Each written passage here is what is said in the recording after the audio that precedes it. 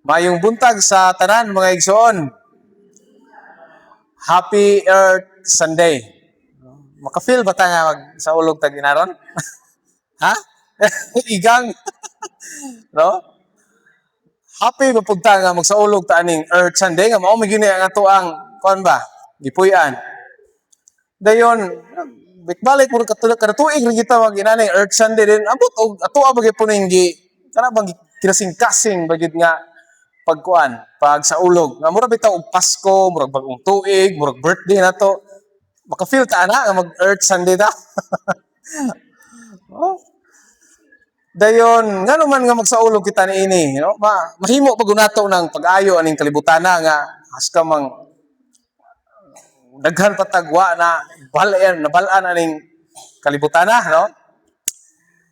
Siguro ingon nga usa ka tao nga lumulupyo no lumalabay lang ining kalibutana ang ato ang mga concern naman gyud kanarang mahatagan og maayong kinabuhi, mahatagan og kahimtang nga maayo ang atong mga anak, dunas makatrabaho sila, kanang atong pamilya, makakaon na atong pamilya diha sa tuang mga hinaguan.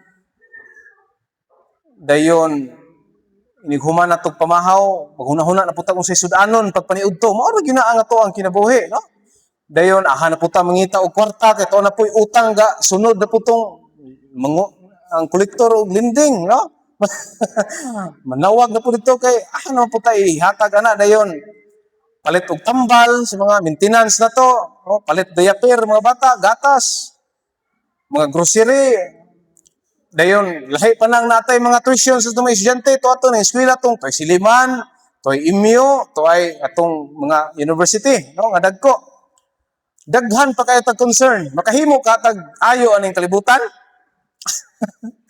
Mo na no mo nga di malikayan nga luya kita sa ato ang 1 week nga activity. 1 week pa lang na, wa pa nailabot atong niaging buwan. No? Nga wa pa na antod karon atong utang, atong niaging tuig wa pa na Mao nga ang ato ang pagsimba, ang ato ang pagampo di gid malikayan nga diha lang kutob sa atong personal nga kinabuhi. No? Gustuhon nga ang Ginoo mag-focus lang gyud sa unsay atong gikinahanglan. Kung ang atong mga concern mo naara gyud gatuyok diha sa tuang panimalay. No? Kitang tanan igo gyud aning niya. Kanang meaning to say maigo kana bang watay gilikayan ini niya. Mao gini ang tinuod. Dili kini problema alang kanato. Dili kini sala diha sa Ginoo. Apan unsa gyud kaha ang katuyuan nganong naa man kita dinhi sa kalibutan, unsa man gyud ang atong responsibilidad ingon nga usa sa mga binuhat sa Dios. No, pagpakabuhi lang ba ni ini paghatag og maayong pag-eskwela sa itong mga anak, paghatag og maayong makatrabaho sila, pagpakaon lang ba para kanila? Siguro doon na pa kita'y nalimtan nga kanang importante bitaw apan wa kayo nato nahatagi og gibug-aton sa ato ang kasing-kasing. Wa nato nahatagi pansin tungod kay bisita sa ato ang self, which is di na malikayan. Kung nasabtan nato ang gibasa sa balaang kasulatan, makita nato nga ang grasya sa Dios dili lang di ay kutob kanato nga mga tao. Ang iyang pagka-Dios nagalihok di ay pod bisan sa tibuok kabuhatan nining atong gipuy-an nga kalibutan. Mga mananap, tanang mga matang, mga kinaiyahan, mga suba, sapa, mga dagat, mga matang diha sa ilawom, yuta, living and non-living things. Ang Dios naglihok ni ana di ay. Mao nga sa atong pagsaulog sa Earth Sunday, ang Ginoo nag-remind kanato nga palapdon pa ang atong pagsabot, palapdon pa ang atong pagtuo mahitungod sa atong pag-alagad kaniya nga dili lang kutob sa atong kahimtang ingon nga tao. Gusto sa Ginoo nga apilon di ay nato ang sumpay sa atong kinabuhi. Usa na sumpay sa kinabuhi mao kining kabuhatan. Sumpay sa kinabuhi tungod kay kunwa ang kinaiyahan hagbay rang tuwa na ta si laom si yuta. Mao nga kinahanglan atong hinumduman ang tulo ka butang nga gitudlo sa Ginoo pinaagi sa balaang kasulatan nga kita di ay mao ang tinugyanan sa kabuhatan, pinabalik-balik pina sa simbahan. Kapila na ta nakadungog niini, no? Kanang gisulat sa Genesis sa kanang o sa Binisaya pa ang Genesis sinugdanan. Dili kini about accurate and purely historical events. Nga giunsa gyud paghimo ang kalibutan, dili lang ingon anak kutob. Kundili usa kini ka awareness sa mga magtotoo mahitungod sa personal relationship nila ngadto sa Dios. Usa kini ka paglantaw, grounded and rooted by the faith of ancient Israel. Nagapahinumdom nga dili lang tao ang gihimo sa Dios, kundili una sa tanan maugayod ang kabuhatan ingon nga parte ug kabahin sa kalibutan. Kaya ang kabuhatan sila ang nagahatag og kanindot, sila ang nagahatag sa tinuod nga color sa kalibutan ug nagahatag sila og kinabuhi sa mga nagpuyo niini. Ang kabuhatan usab unang nagsimba ngadto sa Ginoo. Ay hatang mga tao. No? Diha sa Genesis, kung ato ang basahon ang tibuok chapter 2. O nga, matod pa sa sulat, ang tao ginabuhat nga dunay gyud purpose. Dili ang tao maoy taas sa giingon nga kanang giingon sa saya o sa mga kana bitaw nag eskwela ng social bitaw sa nga na kanang mga sociologist, no, nga kita kunong mga tao mao ang pinaka taas nga level, no. Kita pud ang mga taas nga bakterya matud pa sa biology. Nga pandiha sa balaang sa pagtuo nga lente, hinuon ang tao mao ang tinugyanan sa kabuhatan. Dili gini siya pwede matawag nga standard, kundili usa kini ka responsibilidad. Ang giingon nga tao nga maoy magatiman, dili kini mahitungod nga mao ni ang sukdanan o pinugsanay nga moatiman gyud ang mga tao. Hinuon apil kini sa obligasyon sa tao dinhi sa kalibutan sama sa paghatag og kaayuhan diha sulod sa panimalay. Mao ni ang tahas sa tao nga gisangon sa Ginoo. No, pwede ta moingon nga ang pag-atiman sa kabuhatan dili kini mao trabaho. Kay kung may tagtrabaho, pwedeng mudyute, pwede pong di, no? Unya kay responsibilidad man. Meaning to say, responsibilidad nga buhat is equal nga pakigrelasyon o pagsimba sa Ginoong Dios nga magbubuhat.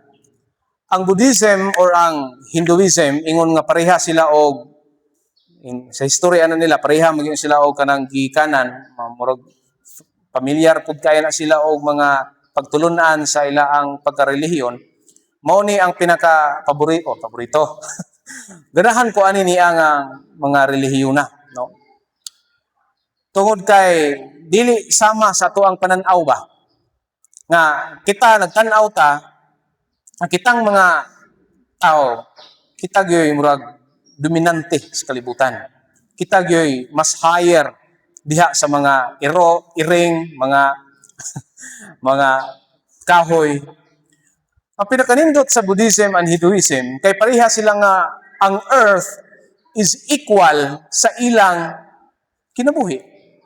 Kung moingon tao equal, dili lang ang tao mao importante sa kalibutan, kundi apil ang hayop, tanom, sapa, suba, ug tanan kung sinaan ini. Kaya ang tao kabahin lamang usab nga namugna sa kinayahan. Mao nga maluoy sila kung adunay muguba sa kabuhatan kay ang ila ang pagtulunan nga madaot sila kung ang kabuhatan magsakit usab gumikan sa tuang mga paghimo. Mao na nga ang karma, no, kanang term nga karma, dili lang sila mismo ang naghimo kundi ang mga tawo nga para nila sila mo naigo sa maong pagbuhat sa mga dili maayo, mao nang karma. Kung ato makita sa atong kapanahonan karon nga Di na may gyud nato mapugnan. Mayingon taog di mamutol og kahoy pero daghan kitang gigamit nga papel niya ang papel di sa gikan kahoy ra pud gyapon. Di na gyud mapugnan.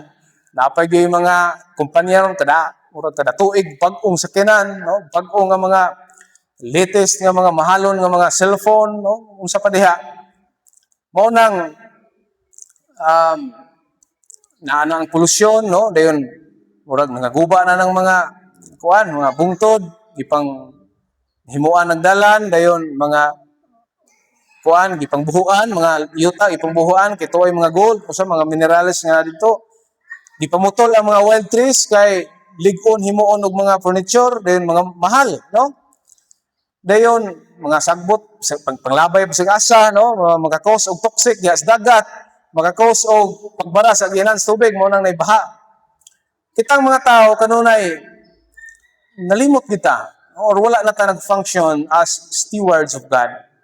Wala na ta naghimo sa unsay atong tinuod nga responsibilidad sa kalibutan tungod kay ang kusog kayo kanato karon nga panahon ang paghuna-huna sa atong kaugalingong kalipay o kaugalingong interest. Ang kalibutan gibinuangan para sa atong kagustuhan.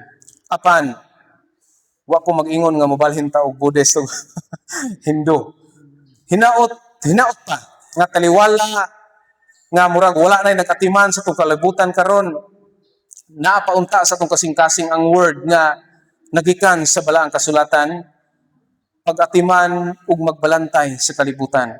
Dili kini ekstra nga tahas sa usa ka tawo, kundili apil kini sa pagtuman sa kabubuton sa Ginoo. Kay ang atong kalibutan naghulat nga atong ayuhon. No? Diha sa sulat ni Apostol Pablo, diha sa taga-Roma, dunay gisgutan diha nga very interesting kaayo mahitungod sa pag-atiman sa kabuhatan. Iyang gi-picture out nga niadto nga time very dominant ang persecution. Gihulagway ni Apostol Pablo nga ang tibuok kabuhatan mura og inahan nga nagbate nga nagagulo sa kasakit, no? Unya dili lang ang kalibutan nagagulo, apil pod ang mga tao ang gi-persecute, no? Tungod kini sa nagkalalaing buhat nga gihimo sa mga tao. Ug siguro gibalik lantaw ni Pablo ang maong sulat sa Genesis. Ilabi na sa ato ang gibasa kaganina nga ang kalibutan dunay mga gibuhat ug ang anak sa Dios nga maoy tagatiman sa kabuhatan. Mao na ang miingon si Pablo nga mahinangpon nga nagpaabot ang kabuhatan nga ipadayag sa Dios ang iyang mga anak. Pasabot nga ang kalibutan naghandom nga duna untay mutabang nga mga anak sa Dios ang mga tao nagihimo sama sa iyang dagway mao ang iglesia. Ug kini mao ang makatawhan nga nagsunod ug nagtuo kang Kristo. Pa-picture out nato kung unsa ang itsura sa atong kalibutan karon, para lang sa atong awareness. Nalipay or nag-antos ang atong kalibutan karon. Unsa ka? No? Tungod siguro nagpadayon ang mga katawhan sa mga pagbuhat sama sa science, no? Ang kalibutan nagkaanam og kausab kuno. Matod pa ang binuhatan sa tao mostly nakaapekto nganong dunay pagbaha kuno, dunay pag-init. Ang tao kuno ay nakaingon ani. Mo nang di na presko ang atong hangin, no? Daghan mga pagtuon, daghan kay na mga pagtuon makita nato na. Matod pa sa gipagawas nga image comparison sa kalibutan ang National Aeronautics and Space Administration or NASA sa time sa Apollo in 1972 o karon, no, atong kabalita mo atong Artemis 2, no, ang upat ka buok na isa ka buok babae nga galantaw sila sa bulan o dito sila sa bulan dapit din ilang gipicturan, no, ang maong globe, ang Earth. Makita dito, no, sa time sa 1972 dunay maklaro nga yuta, no, nga murag nagiupaw na ba. Then karon sa 2026 nga picture murag katong upaw murag nagkadako kuno, no, murag brown ang color ba. Murag hindako ang pagka-brown sa kuan, di na gyud blue, no, kay mostly blue man gyud ang ato ang makita og moyentag sa una eskwelahan sa elementary, blue man gyud ang Earth, no. Apan dunay mga explanation matud pa nga ang picture sa time of Apollo katong 1972 murag di pa kayo to high definition. Dili pareha karon nga kuan na kayo kana bang ah, high definition na kayo, 4K resolution na, no? So daghan ang mga explanation niya na nga duna kunoy kausaban ang ato ang globe. No? Okay. Mao lagi, I don't know kung motuo ba po ana ang explanation gikan sa NASA. Apan no, sa laing bahin usab, matud ni Reverend Dr. Lope Robin, professor sa creation theology, may tag creation theology, siya nagtuo nga ang tibuok kalibutan mao ang lawas sa Ginoo, ang lawas sa Dios. Ingon siya nga diha sa tanang matang sa kalibutan, ang mga hayop, ang makahoy, mabuhi bisan way tao. Pero kung ang tao way hayop, way mga kahoy, di gyud na mabuhi.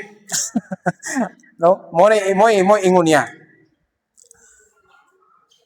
Mo nga nagpasabot ni nga we are part meaning lawas sa Dios mao ang kalibutan. Ingon nga lawas sa Dios kita usab ang iyang mga anak. Kita ang gitawag aron mao'y mutabang sa pag-ayo sa kalibutan whether we like it or not. Matud pa ni Christina Koch, no, katong usa sa mga babae nga ning sakay sa paingon dito sa gawas aning kalibutan na, no? Maingon siya nga sa Bisaya pa ako lang Bisayon kay di ko kasabot ng English. So, nakita niya ba no ang planet Earth no sa dihang paingon sila sa moon. Doon na siya na pamalandungan nga matud pa dinhi sa kalibutan kita nga tao mao ang crew. Kita mao ang nagabuhat aron mahimong maayo ang dagan sa kalibutan. No? Kay lahi biya nang mapalamalandungan nato og adto na tas gawas ani kalibutan na murag lain min paminaw na to no. Kita tatang ana na kadak-an ang ato ang makita nga kalibutan. Apan diha sa Dios mga igsuon, kita gihimong instrumento aron pagpasiguli sa kaanindot sa kabuhatan sa Dios. Kita mao ang iya ang mga kamot. Hindi nato nakalimtan. Ug ang misyon sa iglesia mao ang katibuk-an nga kinabuhi. Kasagaran nga misyon sa simbahan kutob lang nato nga tao no, pagtudlo sa Biblia, no, pagtabang iya atong mga nabiktima sa kalamidad, pangpangwali ug klase-klase nga mga misyon naalang sa pagpakita og dunay kaluwasan. Apan talagsaon ra kaayo karon ang simbahan nga maghimo og misyon mahitungod sa pagatiman sa kalibutan. Usahay malimtan gyud ni diha sa programa. No? Di man siya sayop, no? Alang kanato apan murag di na mahimong holistic and open-minded nga ministry ang ato ang simbahan. Dili siya katibuk-anon o kulang diha sa gitudlo sa Genesis, no? Gikan sa hangin, tubig, tanom, hayop ug mga tao nga apil sa kabuhatan sa Dios. Sa ato pa ang ebanghelyo dili lang concern sa mga kahimtang kanato nga mga tao kundili apil po di ay ang kabuhatan. Kanang term nga ato ang viral term karon sa UCCP kanang anawim, kanang mga outcast. Dili lang kita ang mga tao ang mga gipasagdaan. Dili lang kita ang mga tao ang nanid og panabang.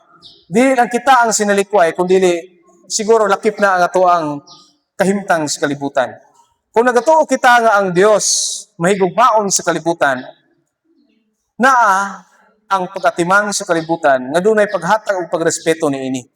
Mao nga ingon nga simbahan, ang tinuod nga simbahan di gyud na muuyon ni atong usa ka buhat nga maghatag og kadaot sa kabukiran.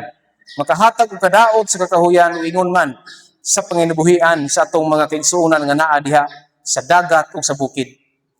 Kanang atong paghimo og ginagmay mga butang, no? Pagbubo sa atong tanom diha sa balay. Ilabi na sa mga ato ang tanom, no? Ilabi na dire sa simbahan, no? Pareha karon nga grabe ka dalagiting ning kainit. Kinahanglan nga bubuan ang tanom, no? Dunay tubig ang tanom kita pod mismo nga tao kinahanglan tag tubig. Di nato pasagdan nga mga laya ang ato ang kaugalingon, mga laya ang ato ang mga tanom kun init bubuan 4 times a week. Kay ang tanom makahatag og kabugnaw sa atong palibot. No, dili pud ta manglabay basura bisan hanapit. No, kini nga buhat, kuan na gini siya kanang mura og inato ra gini ba. Pero dako kini og kabahin sa pagpatubo sa atong espirituhanon. Ang simpleng pagtanom og kahoy usa na ka pagsimba sa Ginoo. No, lahi tong magtanom tag kahoy dayon patubuon ang paghuman ibaligya, pamutlon, no?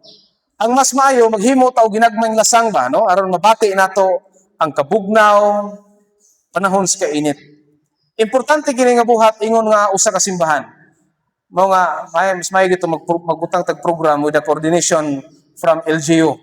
No? Kita nga simbahan ang mag-lead, modelo, instrumento sa pagbag-o nga dunay paghigugma sa kalibutan tungod kay ang Dios naghigugma man sa itong kalibutan. Mga